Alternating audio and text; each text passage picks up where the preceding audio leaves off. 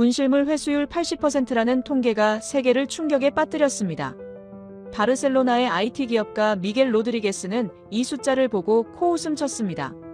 자신은 3년간 3번이나 소매치기를 당했거든요. 유럽 주요 도시 회수율은 고작 815%였습니다. 서울의 80%는 명백한 조작이라고 확신한 그는 직접 검증하기로 결심했죠. GPS 추적기 5개를 준비하고 서울행 비행기에 올랐습니다. 지하철, 한강공원, 카페, 버스, 명동 번화가에서 일부러 물건을 잃어버리는 실험이었습니다. 72시간 추적 끝에 그가 발견한 충격적인 진실은 무엇이었을까요? 지금부터 회의론자가 신봉자로 바뀐 그 놀라운 기록을 공개합니다. 한국 최고라고 댓글을 남겨주세요. 여러분의 구독과 좋아요는 아주 큰 힘이 됩니다. 안녕하세요. 저는 미겔 로드리게스입니다. 바르셀로나에서 IT 스타트업을 운영하고 있어요. 지금부터 제가 서울에서 경험한 믿기 힘든 이야기를 들려드리겠습니다. 2023년 9월 어느 월요일 아침이었어요. 사무실에 출근해서 커피를 마시며 뉴스를 훑어보고 있었습니다. 그때 한 기사가 눈에 들어왔어요. 한국 서울시 분실물 회수율 80% 달성이라는 제목이었죠. 처음에는 오타인 줄 알았습니다. 80%라니요. 8%에 오타겠거니 했어요. 기사를 클릭해서 읽어내려갔습니다. 서울시 통합분실물센터가 2022년 한 해 동안 처리한 분실물이 120만 건이었고 그중 96만 건이 주인에게 돌아갔다는 내용이었어요. 정확히 80%였습니다. 지하철, 버스, 택시, 공공장소에서 분실된 물건들의 80%가 주인을 찾아갔다는 거죠. 저는 웃음이 나왔습니다. 말도 안 되는 소리였거든요. IT 업계에서 10년 넘게 일하면서 데이터를 다뤄왔지만 이런 수치는 처음 봤어요. 분명히 통계 조작이거나 계산 방식에 문제가 있을 거라고 생각했습니다. 제 노트북 옆에 놓인 지갑을 봤어요.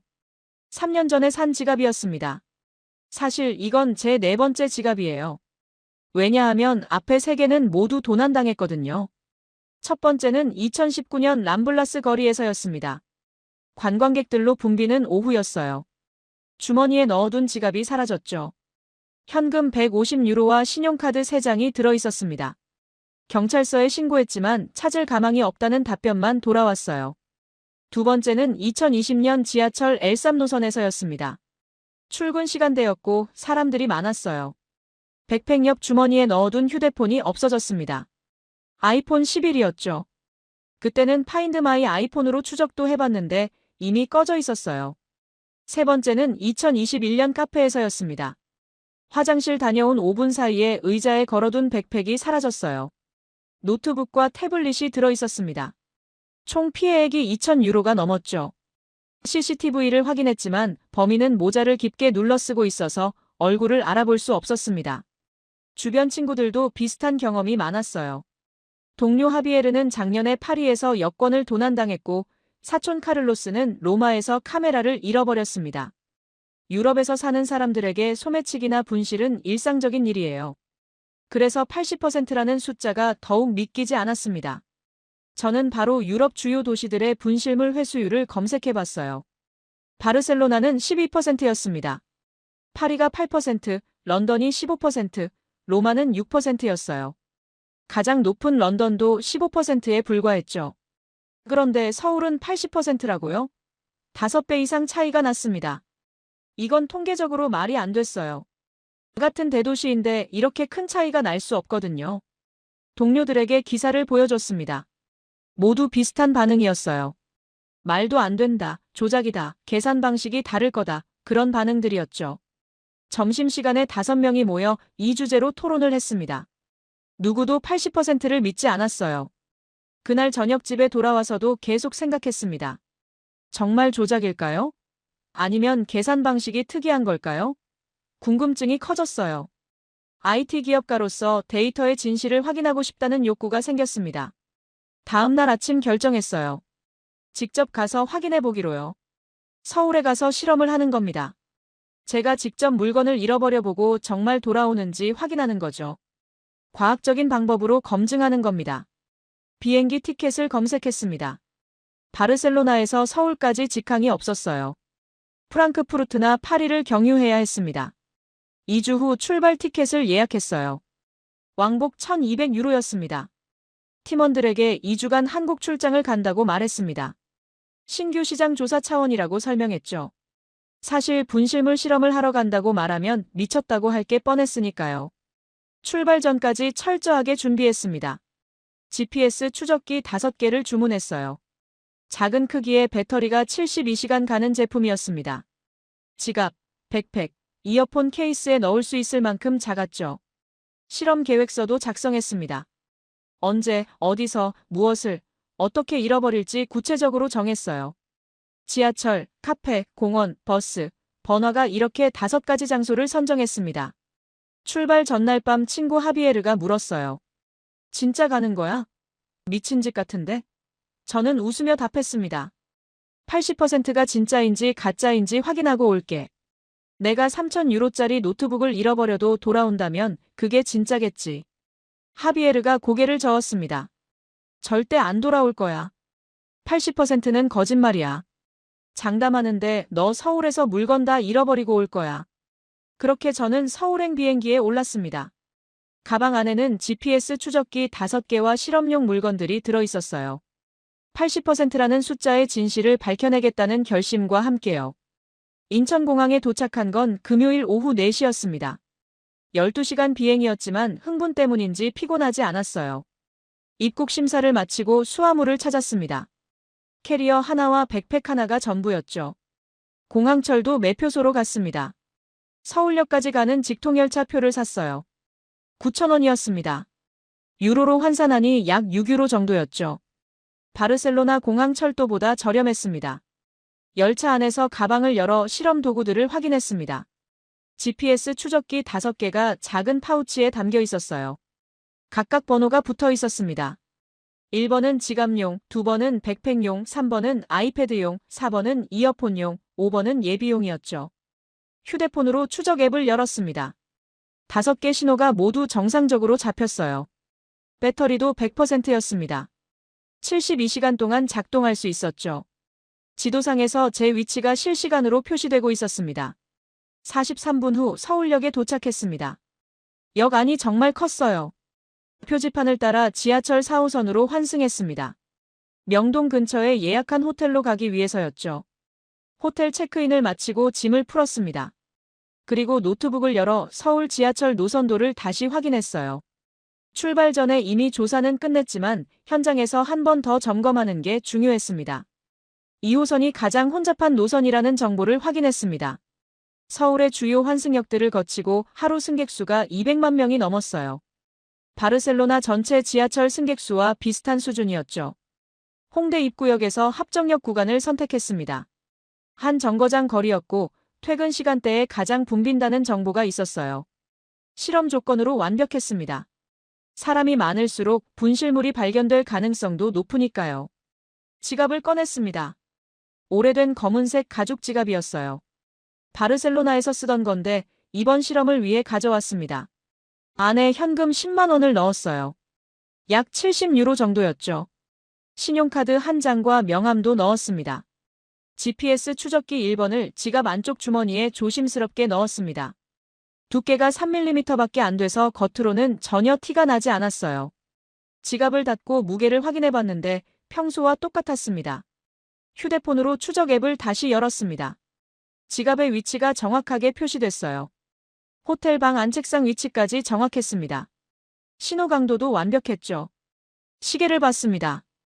오후 5시 30분이었어요. 퇴근 시간이 시작되는 시각이었습니다. 지금 출발하면 6시쯤 홍대 입구역에 도착할 수 있었죠.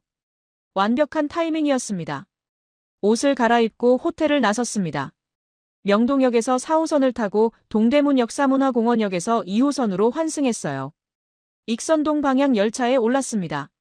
지하철 안이 정말 붐볐습니다. 좌석이 모두 차 있었고 서 있는 사람들도 많았어요. 바르셀로나 출근 시간대랑 비슷한 수준이었죠. 창밖으로 역 이름들이 지나갔습니다. 을지로 3가, 을지로 4가, 동대문역 사문화공원. 홍대 입구역 한 정거장 전인 신촌역에서 내렸습니다. 다시 반대 방향 열차를 기다렸어요. 이번에는 시청 방향이었습니다. 5분 후 열차가 도착했고 올라탔습니다. 객차 안을 둘러봤습니다. 7인용 좌석 두 줄이 마주보고 있었어요. 한쪽 끝자리가 비어 있었습니다. 그 자리로 걸어가 앉았어요. 심장이 빨리 뛰기 시작했습니다. 이제 실험을 시작할 시간이었거든요. 가방에서 지갑을 꺼냈습니다. 무릎 위에 올려놓고 휴대폰을 보는 척했어요. 홍대 입구역 안내방송이 나왔습니다. 한국어 다음에 영어, 중국어, 일본어로도 나왔어요. 열차가 속도를 줄이기 시작했습니다. 지갑을 옆자리에 살짝 밀어놓았습니다. 좌석 구석에 자연스럽게 기대어 있게 했어요. 마치 실수로 떨어뜨린 것처럼 보이게 하려고 애썼습니다. 열차가 멈췄습니다. 문이 열렸어요. 저는 일어나서 휴대폰만 들고 내렸습니다. 뒤를 돌아보지 않았어요. 그냥 다른 승객들처럼 자연스럽게 걸었습니다. 개찰구를 빠져나와 9번 출구로 올라갔습니다. 지상으로 나오니 홍대 거리가 보였어요. 사람들이 정말 많았습니다. 금요일 저녁이라 그런지 젊은 사람들로 가득했죠. 근처 카페를 찾았습니다. 2층짜리 건물이었는데 창가 자리가 있었어요. 아메리카노를 주문하고 구석 테이블에 앉았습니다. 휴대폰을 꺼내 추적 앱을 열었습니다. 손이 떨렸어요. 화면에 지도가 나타났고 빨간 점 하나가 표시됐습니다. 지갑의 위치였죠. 지갑은 여전히 홍대 입구역 안에 있었습니다. 정확히 2호선 플랫폼 위치였어요. 아직 열차 안에 있다는 뜻이었습니다. 시간을 확인했습니다. 오후 6시 4분이었어요. 노트에 기록했습니다. 실험 시작 시각, 위치, 상황을 자세히 적었어요. 과학적인 실험이니까 모든 걸 문서화해야 했습니다. 지도를 계속 지켜봤습니다. 빨간 점이 움직이기 시작했어요. 합정역 방향으로 이동하고 있었습니다. 열차가 출발한 거죠. 다음 역은 합정역, 그 다음은 당산역이었습니다. 빨간 점이 멈췄습니다. 신도림역 근처였어요. 종점이 아니었는데 왜 멈춘 걸까요? 잠시 기다렸습니다. 10분이 지났지만 움직이지 않았어요. 초조해지기 시작했습니다. 누군가 가져간 걸까요? 아니면 열차가 고장난 걸까요? 화면을 새로 고침했습니다. 여전히 같은 위치였어요. 그때 빨간 점이 다시 움직였습니다. 하지만 이번에는 반대 방향이었어요. 시청 방향으로 돌아오고 있었습니다. 을지로 동대문 역사문화공원을 지나왔죠. 점이 다시 홍대 입구역에서 멈췄습니다. 정확히 역 내부였어요. 그리고 천천히 움직이기 시작했습니다. 플랫폼을 벗어나 역사 내부로 이동하고 있었죠. 커피를 홀짝였습니다. 손에 땀이 났어요. 정말 분실물 센터로 가는 걸까요? 아니면 누군가 주워서 들고 가는 걸까요? 시계를 봤습니다. 오후 6시 27분이었어요. 지갑을 두고 내린 지 23분이 지났습니다. 72시간 추적의 시작이었죠. 빨간 점이 계속 움직였습니다. 홍대 입구역 내부를 천천히 이동하더니 역 밖으로 나갔어요. 지상으로 올라오는 것 같았습니다. 그리고 특이한 방향으로 움직이기 시작했죠. 지도를 확대해서 봤습니다. 을지로 방향이었어요. 정확히 을지로 3가역 근처였습니다.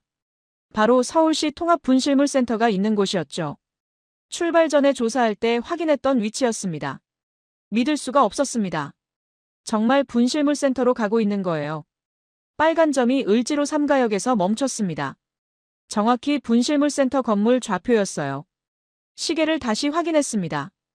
오후 6시 27분이었어요. 지갑을 두고 내린 게 6시 4분이었으니까 정확히 23분이 걸린 겁니다. 지하철 좌석에서 분실물센터까지 23분이요. 노트에 기록했습니다. 23분, 을지로 분실물센터 도착, GPS 신호 정상.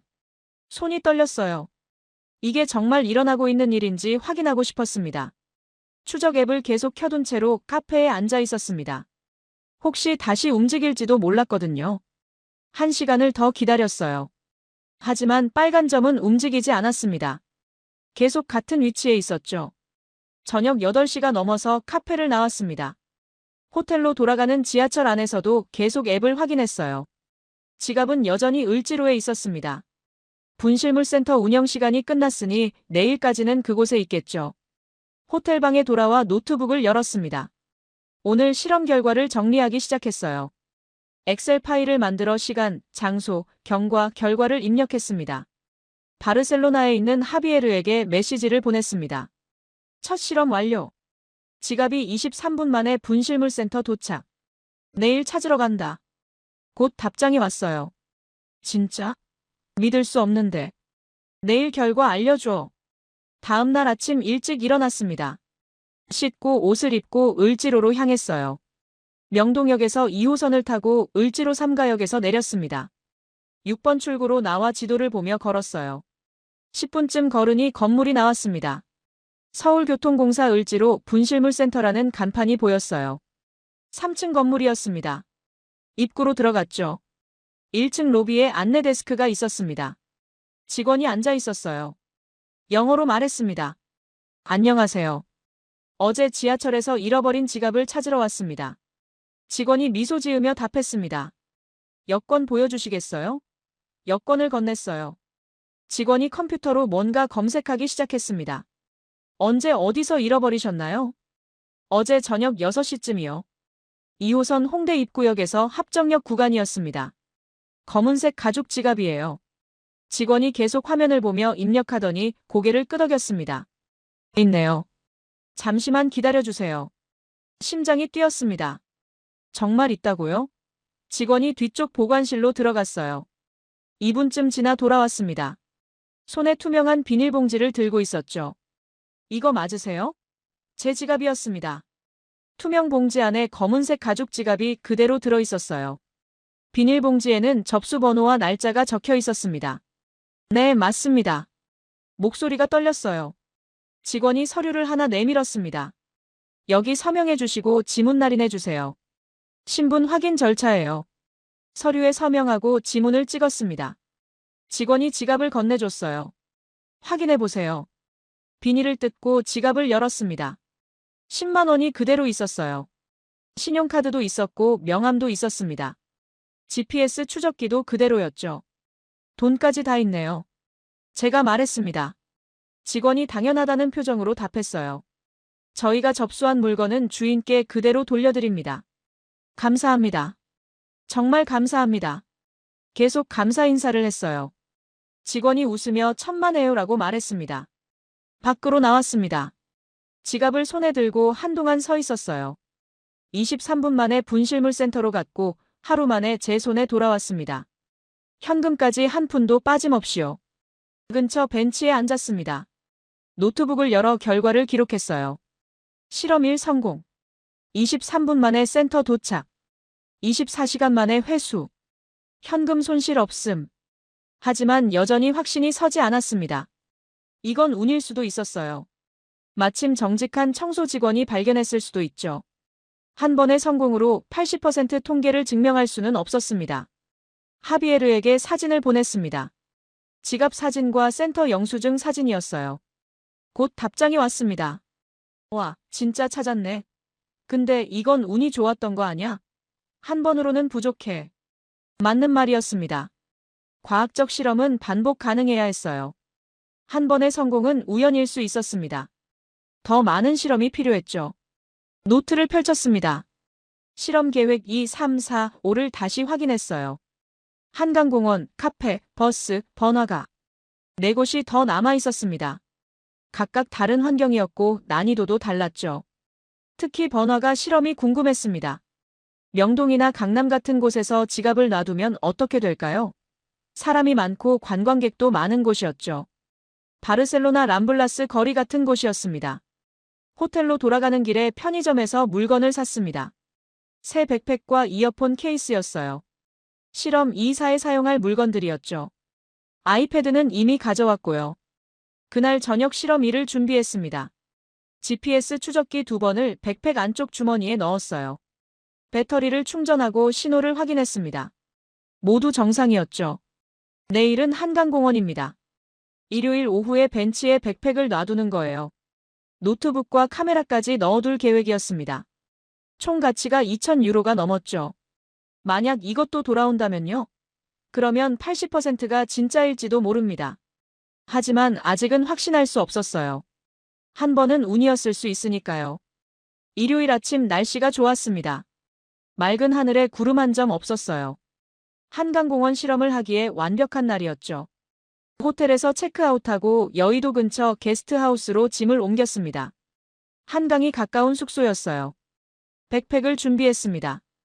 회색 노스페이스 백팩이었어요. 안에 맥북 프로와 소니 카메라를 넣었습니다. 둘 다 작년에 산 최신 모델이었죠. 총 가치가 2,300유로 정도 됐어요. GPS 추적기 2번을 백팩 안쪽 지퍼 주머니에 넣었습니다. 신호를 확인하니 완벽했어요. 배터리도 100%였죠. 72시간 작동 가능했습니다. 오후 2시쯤 여의도 한강공원으로 나갔습니다. 일요일이라 사람들이 정말 많았어요. 자전거 타는 사람, 조깅하는 사람, 돗자리 펴고 앉은 가족들까지 다양했습니다. 공원을 걸으며 적당한 장소를 찾았습니다. 사람들이 많이 지나다니는 곳이어야 했어요. 하지만 너무 눈에 띄는 곳은 곤란했죠.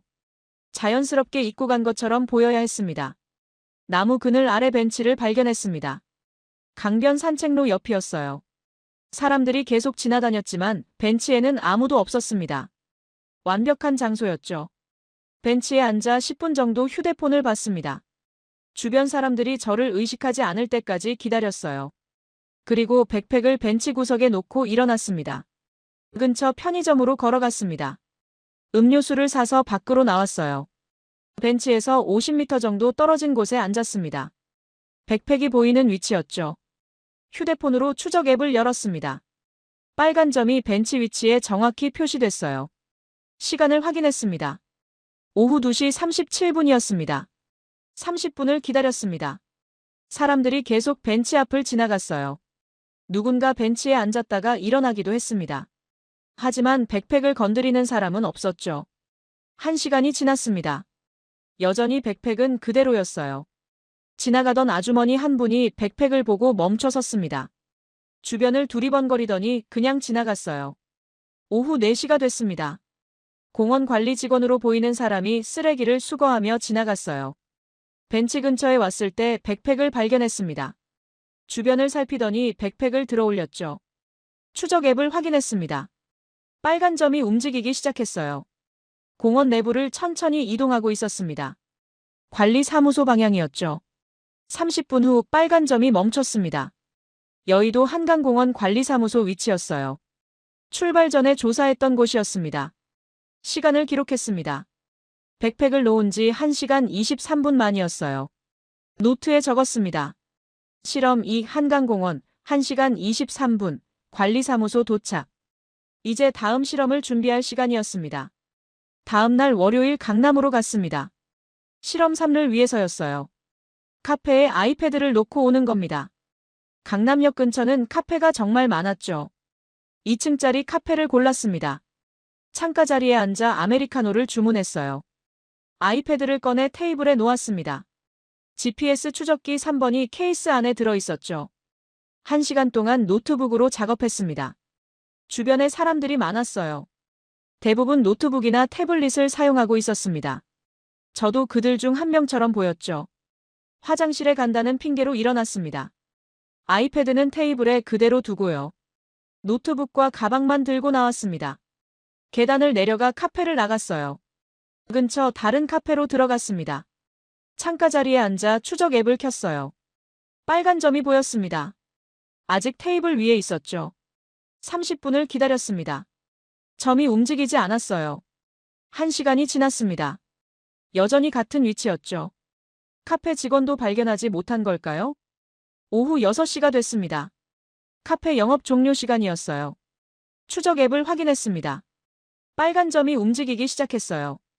카페 내부를 이동하더니 밖으로 나왔습니다. 점이 멈췄습니다. 강남경찰서 위치였어요. 카페에서 300m 정도 떨어진 곳이었습니다. 직원이 경찰서에 맡긴 거죠. 노트에 기록했습니다. 실험 3, 강남 카페, 3시간 23분, 경찰서 도착. 세 번째 실험도 성공이었어요. 화요일에는 버스 실험을 했습니다. 721번 버스를 탔어요. 광화문에서 잠실까지 가는 노선이었습니다. 좌석에 앉아 에어팟을 꺼냈습니다. GPS 추적기 4번을 에어팟 케이스 안에 넣었어요. 에어팟은 빼고 추적기만 케이스에 남겨뒀습니다. 케이스를 좌석 옆에 살짝 놓고 다음 정류장에서 내렸죠. 버스 정류장 벤치에 앉아 추적 앱을 켰습니다. 빨간 점이 움직이고 있었어요. 버스와 함께 이동하고 있었습니다. 잠실 방향으로 계속 갔죠. 1시간 후 점이 멈췄습니다. 잠실역 버스 차고지 근처였어요. 종점이었죠. 그리고 30분 후 점이 다시 움직였습니다. 이번에는 강동구청 방향이었어요. 추적하며 확인하니 강동경찰서였습니다. 버스 기사가 발견해서 맡긴 거죠. 시간을 기록했습니다. 1시간 52분 만이었어요. 노트를 펼쳤습니다. 실험 1부터 4까지 결과를 정리했어요.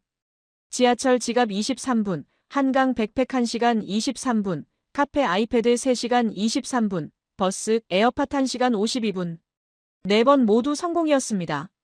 하지만 아직 마지막 실험이 남아 있었어요. 가장 어려운 실험이었죠. 명동 번화가에서 지갑을 놓고 오는 겁니다. 토요일 밤이었어요. 가장 혼잡한 시간대였죠. 하비에르에게 메시지를 보냈습니다. 4번 실험 모두 성공. 내일 마지막 실험. 답장이 왔어요. 4번. 정말? 이건 통계가 맞는 것 같은데. 내일 결과도 기대된다. 노트북을 열어 분석을 시작했습니다. 4번의 평균 회수 시간은 1시간 45분이었어요. 가장 빠른 게 23분, 가장 느린 게 3시간 23분이었죠. 모두 공공기관으로 갔습니다. 분실물센터, 관리사무소, 경찰서. 시스템이 작동하고 있었어요. 개인이 가져간 경우는 한 번도 없었습니다. 내일이 마지막입니다. 80%가 진짜인지 확인할 마지막 기회였어요. 수요일 아침 여의도 한강공원 관리사무소로 갔습니다. 백팩을 찾으러 가는 길이었어요. 2층 건물이었고 입구에 안내판이 있었습니다. 안으로 들어가니 직원이 앉아 있었어요. 영어로 말했습니다. 안녕하세요. 일요일에 한강공원에서 잃어버린 백팩을 찾으러 왔습니다. 직원이 컴퓨터를 확인했습니다. 어디서 잃어버리셨나요? 여의도 공원 벤치예요. 회색 노스페이스 백팩입니다. 직원이 고개를 끄덕이며 뒤쪽 보관실로 들어갔어요. 잠시 후 제 백팩을 들고 나왔습니다. 이거 맞으세요? 네, 맞습니다. 서류에 서명하고 백팩을 받았어요. 열어서 확인했습니다. 맥북 프로가 그대로 있었습니다. 소니 카메라도 있었어요. 충전 케이블과 마우스까지 전부 그대로였죠. 아무것도 없어지지 않았습니다. 고맙습니다. 정말 감사합니다. 계속 인사를 했어요. 직원이 미소 지으며 말했습니다. 다음부터는 조심하세요. 밖으로 나와 벤치에 앉았습니다. 백팩을 무릎에 올려놓고 한참 바라봤어요. 2,300유로짜리 물건이 한강공원 벤치에 1시간 넘게 있었는데 돌아왔습니다. 바르셀로나였다면 10분 안에 사라졌을 거예요. 람블라스 거리에서는 가방을 등에 메고 있어도 털리는데 벤치에 놔두고 간다니요. 상상도 할 수 없는 일이었습니다. 오후에 강남 경찰서로 갔습니다. 아이패드를 찾으러 가는 길이었어요. 경찰서 1층 민원실로 들어갔습니다. 경찰관이 물었어요.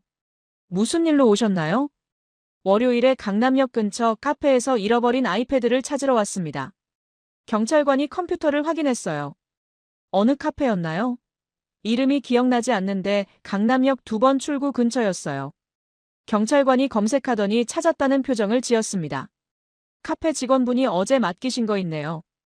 여권 보여주세요. 여권을 건넸어요. 확인 후 아이패드를 건네받았습니다. 케이스까지 그대로였어요. 화면에 지문 하나 없이 깨끗했습니다. GPS 추적기도 케이스 안에 그대로 있었죠. 감사합니다. 인사하고 경찰서를 나왔어요. 걸으면서 생각했습니다. 카페 직원이 아이패드를 발견하고 3시간 넘게 보관했다가 경찰서에 맡겼어요. 본인이 가질 수도 있었는데 말이죠. 목요일에는 강동경찰서로 갔습니다. 에어팟 케이스를 찾으러 가는 길이었어요. 같은 절차를 거쳐 케이스를 돌려받았습니다. 역시 그대로였죠. 버스 기사님이 맡기셨어요. 경찰관이 말했습니다. 종점에서 청소하다가 발견하셨대요. 바로 저희 쪽으로 가져오셨죠. 고맙다고 전해주세요. 경찰관이 웃으며 답했어요. 당연한 일 하신 거예요. 호텔로 돌아와 책상 위에 물건들을 늘어놓았습니다. 지갑, 백팩, 아이패드, 에어팟 케이스. 4개가 전부 돌아왔어요. 단 하나도 빠짐없이요. 노트북을 열어 엑셀 파일을 수정했습니다. 회수율 칸에 100%라고 입력했어요. 4번 중 4번 모두 성공이었습니다. 하지만 아직 확신이 서지 않았습니다. 표본 크기가 작았거든요. 4번은 통계적으로 의미 있는 숫자가 아니었어요. 운이 좋았을 수도 있었죠. 저녁에 하비에르와 화상회의를 했습니다.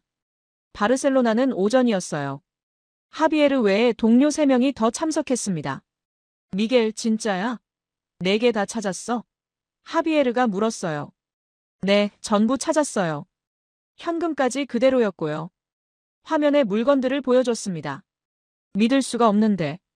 동료 카를로스가 말했습니다. 바르셀로나에서는 절대 불가능한 일이야. 백팩을 벤치에 놔뒀는데 돌아온다고. 저도 처음에는 안 믿었어요. 그래서 직접 실험한 거잖아요. 결과는 명확합니다. 4번 다 돌아왔어요. 평균 회수 시간은 1시간 45분이었고요. 이게 시스템이야 아니면 운이야? 동료 루이스가 물었습니다. 아직 모르겠어요. 시스템 같기도 하고요. 모든 물건이 공공기관으로 갔거든요. 근데 4번으로 결론 내리기는 이르지 않아? 하비에르가 말했습니다. 표본이 너무 작아. 한 50번은 해봐야 통계적으로 의미 있지. 맞는 말이었습니다. 과학적으로는 더 많은 실험이 필요했어요. 하지만 저는 이미 2,300유로짜리 백팩과 아이패드를 위험에 빠뜨렸습니다. 더 잃어버릴 수는 없었죠. 내일 마지막 실험할 거야. 명동 번화가에서. 가장 어려운 테스트지. 거기서도 돌아오면 80%가 진짜일 거야. 행운을 빌어. 카를로스가 말했습니다. 근데 솔직히 명동에서는 안 돌아올 것 같은데. 거기 관광객 엄청 많잖아. 화상회의를 끝내고 창밖을 봤습니다. 서울 야경이 펼쳐져 있었어요. 빌딩 불빛들이 반짝이고 있었습니다. 휴대폰으로 유럽 뉴스를 검색했습니다. 파리에서 또 소매치기 사건이 있었어요. 에펠탑 근처에서 관광객 15명이 피해를 봤다는 기사였습니다. 런던에서는 지하철 분실물 처리 시스템이 문제가 되고 있었어요. 직원 부족으로 분실물 회수율이 더 떨어졌다는 내용이었죠. 작년 15%에서 올해 11%로 하락했답니다. 서울과는 완전히 달랐습니다. 여기서는 지하철 청소 직원이 물건을 발견하면 즉시 신고했어요. 카페 직원은 3시간 넘게 보관했다가 경찰서에 맡겼고요. 버스 기사는 종점에서 발견하자마자 경찰서로 가져갔죠. 개인이 아니라 시스템이었습니다. 분실물을 발견하면 공공기관에 맡기는 게 당연한 문화였어요. 법적 의무도 있었지만 그보다는 사회적 규범 같았습니다. 노트에 적었습니다. 가설 한국의 높은 회수율은 인프라와 시민의식의 결합. 검증 필요 더 많은 사례와 인터뷰. 내일 명동 실험이 끝나면 분실물 센터 직원들을 인터뷰해야겠다고 생각했습니다. 시스템이 어떻게 작동하는지 자세히 알아야 했어요. 침대에 누워서도 계속 생각했습니다. 만약 내일도 성공한다면요? 5번 중 5번 모두 성공한다면요? 그러면 80%가 아니라 100%가 되는 건데요. 하지만 그건 불가능했습니다. 통계적으로 말이 안 됐어요. 세상 어디에도 100% 회수율은 없었습니다. 분명히 어딘가에서 실패 사례가 있을 거예요. 내일 명동에서 그 실패 사례를 만날지도 모릅니다. 토요일 밤 11시 번화가에서요. 가장 혼잡하고 가장 위험한 조건에서요. 금요일 아침 다시 을지로 분실물 센터로 갔습니다. 이번에는 물건을 찾으러 간 게 아니었어요. 인터뷰를 하러 간 겁니다. 시스템이 어떻게 작동하는지 알고 싶었거든요. 1층 안내 데스크에서 담당자와 만날 수 있는지 물었습니다. 직원이 2층으로 안내해줬어요. 작은 사무실이었고 김 과장님이라는 분이 맞아주셨습니다. 무엇을 도와드릴까요? 김 과장님이 물었어요. 영어가 유창했습니다. 저는 스페인에서 온 연구자입니다. 서울의 분실물 시스템을 조사하고 있어요. 몇 가지 질문해도 될까요? 물론이죠. 앉으세요. 차 한 잔 드시겠어요? 커피를 받아들고 질문을 시작했습니다. 노트와 펜을 꺼냈어요. 연간 처리하는 분실물이 얼마나 되나요? 작년 기준으로 약 120만 건입니다. 김 과장님이 컴퓨터 화면을 보며 답했어요. 지하철이 가장 많고 버스, 택시 순이죠. 회수율은 어떻게 되나요? 78.3%였습니다. 약 94만 건이 주인에게 돌아갔어요. 나머지는 주인을 찾지 못한 경우죠. 78.3%라는 숫자가 정확하다는 걸 확인했습니다. 제가 읽은 기사가 맞았어요. 어떻게 이렇게 높은 회수율이 가능한가요? 김 과장님이 설명하기 시작했습니다. 먼저 신고 시스템이 철저해요. 지하철 청소 직원들은 물건을 발견하면 즉시 영무실에 신고합니다. 영무실에서는 사진을 찍어 데이터베이스에 등록하죠. 그 데이터베이스를 보여줄 수 있나요? 김 과장님이 화면을 돌렸습니다. 실시간으로 업데이트되는 목록이 보였어요. 지갑, 휴대폰, 가방, 우산 같은 물건들이 시간 순으로 정리되어 있었습니다. 각 항목을 클릭하면 사진이 나타났어요. 발견 시각, 장소, 특징까지 자세히 기록되어 있었습니다.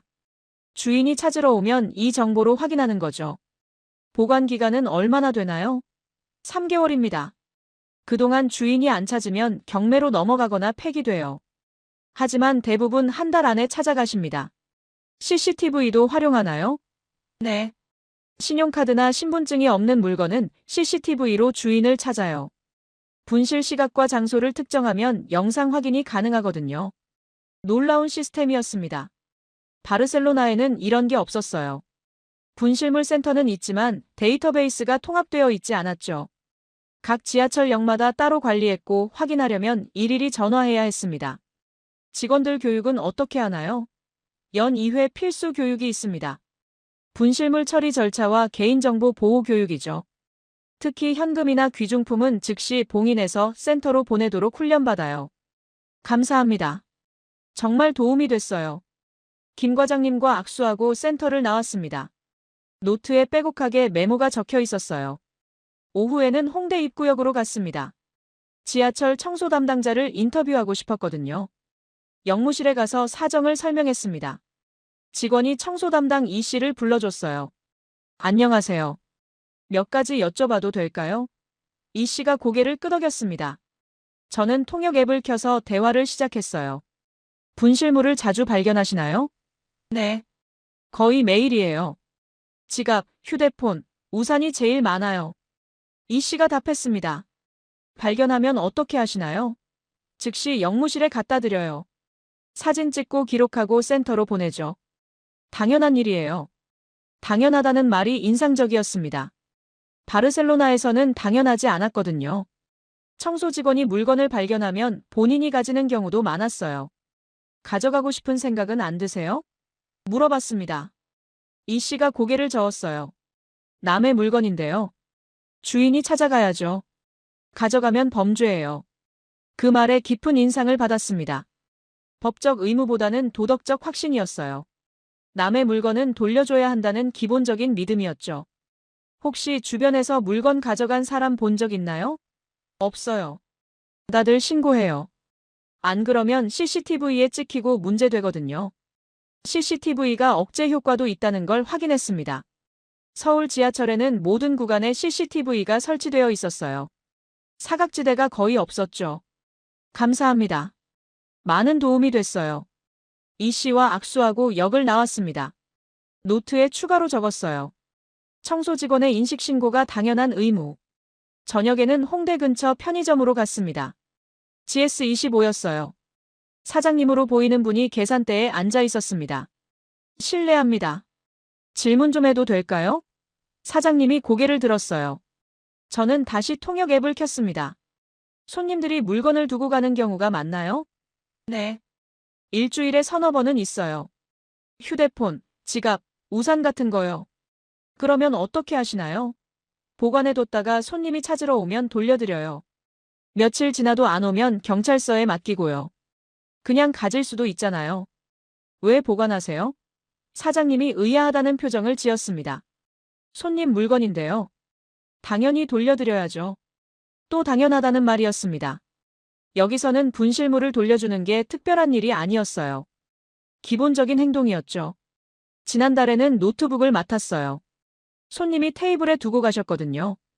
사장님이 말을 이었습니다. 이틀 후에 찾으러 오셨는데 정말 고마워하시더라고요. 물건 잃어버리고 돌려받은 경험 있으세요? 제가 물었어요. 사장님이 웃으며 고개를 끄덕였습니다. 작년에 지하철에서 가방을 잃어버렸어요. 휴대폰이랑 지갑이 들어있었는데 다음날 센터에서 찾았죠. 손해본 게 하나도 없었어요. 그래서 저도 손님 물건을 잘 보관해요. 제가 돌려받았으니까 저도 돌려드리는 거죠. 선순환이었습니다. 본인이 물건을 돌려받은 경험이 있으니 다른 사람 물건도 잘 보관하는 거예요. 신뢰를 기반으로 한 문화였죠. 호텔로 돌아와 노트북을 열었습니다. 오늘 인터뷰 내용을 정리하기 시작했어요. 엑셀 파일에 새 시트를 만들어 시스템 분석이라고 제목을 붙였습니다. 첫 번째 요소는 인프라였습니다.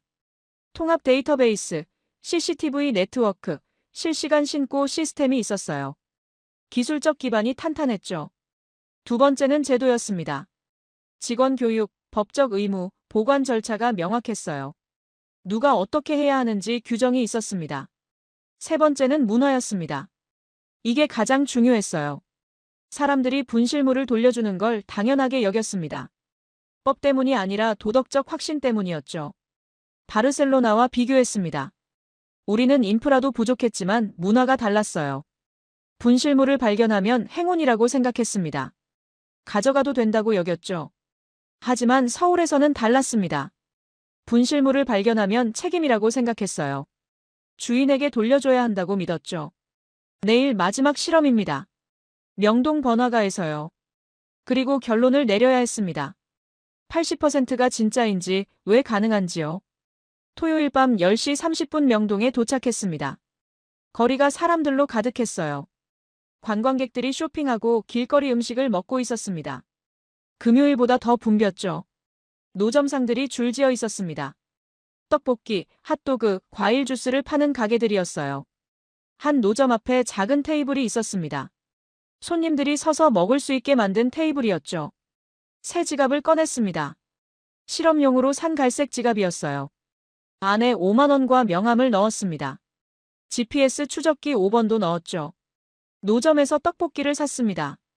테이블에 서서 먹으며 주변을 살폈어요. 사람들이 계속 지나갔습니다. 외국인 관광객도 많았죠. 떡볶이를 다 먹고 지갑을 테이블 구석에 놨습니다. 휴지로 살짝 가렸어요. 그리고 자연스럽게 자리를 떠났습니다. 시간은 밤 11시 2분이었어요. 50m 떨어진 카페로 들어갔습니다. 창가 자리에 앉아 추적 앱을 켰어요. 빨간 점이 테이블 위치에 있었습니다. 커피를 주문하고 기다렸죠. 30분이 지났습니다. 점이 움직이지 않았어요. 1시간이 지났습니다. 여전히 같은 위치였죠. 이번엔 안 돌아오는 건가 싶었습니다. 그때 점이 움직이기 시작했습니다. 천천히 이동하더니 멈췄어요. 명동 파출소 위치였습니다. 노점에서 100m 정도 떨어진 곳이었죠. 다음 날 아침 명동 파출소로 갔습니다. 경찰관에게 사정을 설명했어요. 어젯밤에 명동에서 잃어버린 지갑을 찾으러 왔습니다. 경찰관이 확인하더니 지갑을 가져왔습니다. 어젯밤 12시쯤 노점 사장님이 가져오셨어요. 주소를 확인했는데 여기서 멀지 않으시더라고요. 제가 직접 배달해드리려고 했는데 연락처가 없어서요. 지갑을 받아들었습니다. 5만 원이 그대로 있었어요. 명함도 있었고 GPS 추적기도 있었습니다. 5번째 실험도 성공이었죠. 경찰관이 말했습니다. 사장님이 손님이 놓고 간 걸 보셨대요. 1시간 기다렸는데 안 오셔서 저희한테 가져오신 거예요. 여기서는 흔한 일이에요. 감사합니다. 정말 감사합니다. 계속 인사했어요. 파출소를 나오며 생각했습니다. 토요일 밤 11시 명동 번화가에서도 지갑이 돌아왔어요. 호텔로 돌아와 노트북을 열었습니다. 엑셀 파일에 마지막 결과를 입력했어요.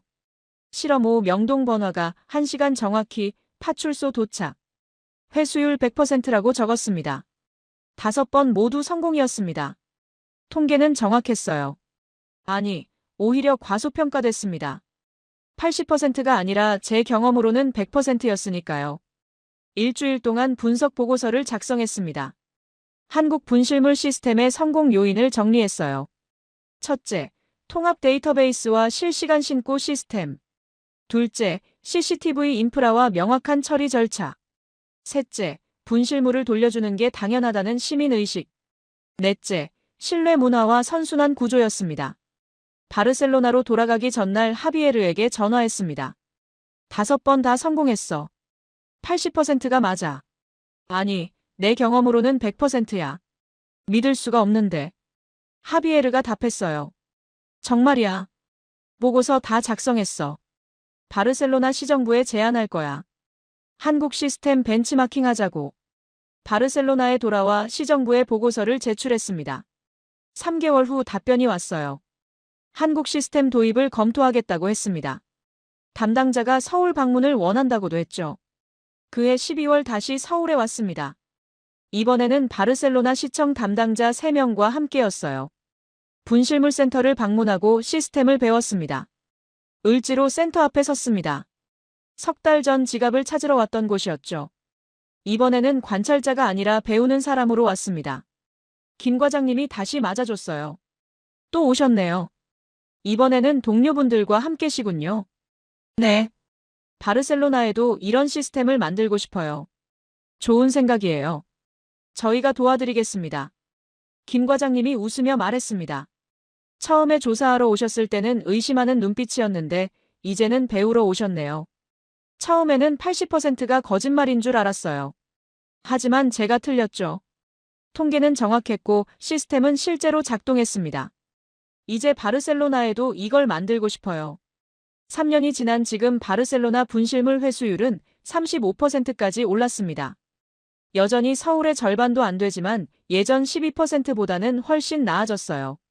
시스템을 배우는 데는 시간이 걸리지만 문화를 바꾸는 데는 더 오래 걸립니다. 하지만 시작은 했습니다. 그리고 그 시작은 서울에서 제가 잃어버린 5개의 물건에서 비롯됐죠. 믿을 수 없었던 80%는 진실이었고 저는 그 진실을 세계에 알리고 있습니다.